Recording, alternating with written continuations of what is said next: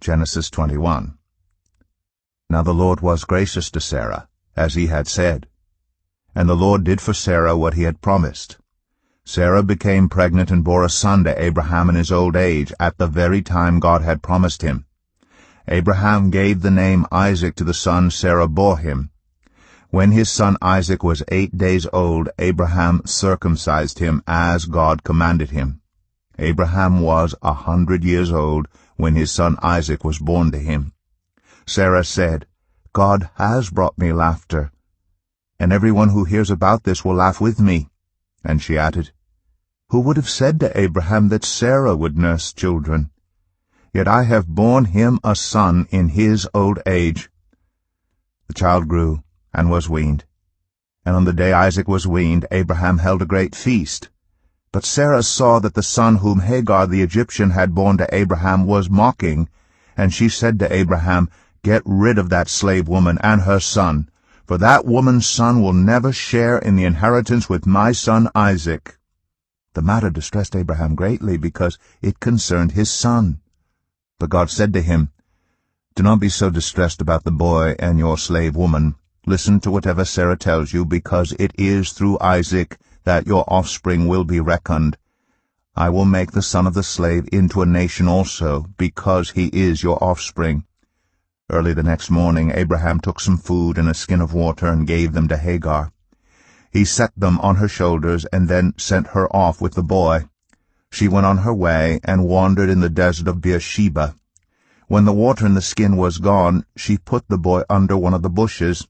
Then she went off and sat down about a bowshot away, for she thought, I cannot watch the boy die. And as she sat there, she began to sob. God heard the boy crying, and the angel of God called to Hagar from heaven and said to her, What is the matter, Hagar? Do not be afraid. God has heard the boy crying as he lies there. Lift the boy up, and take him by the hand, for I will make him into a great nation. Then God opened her eyes, and she saw a well of water. So she went and filled the skin with water, and gave the boy a drink.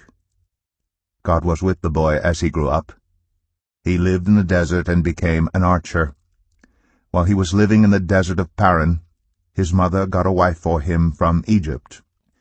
At that time Abimelech and Phicol, the commander of his forces, said to Abraham, God is with you in everything you do. Now swear to me here before God that you will not deal falsely with me or my children or my descendants. Show to me in the country where you now reside as a foreigner the same kindness I have shown to you.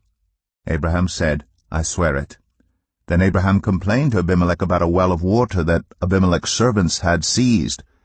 But Abimelech said, I don't know who has done this. You did not tell me, and I heard about it only today. So Abraham brought sheep and cattle and gave them to Abimelech, and the two men made a treaty. Abraham set apart 7 ewe lambs from the flock.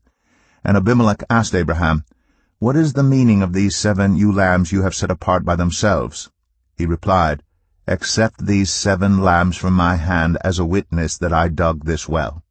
So that place was called Beersheba, because the 2 men swore an oath there. After the treaty had been made at Beersheba, Abimelech and Phicol, the commander of his forces, returned to the land of the Philistines. Abraham planted a tamarisk tree in Beersheba, and there he called on the name of the Lord, the eternal God. And Abraham stayed in the land of the Philistines for a long time.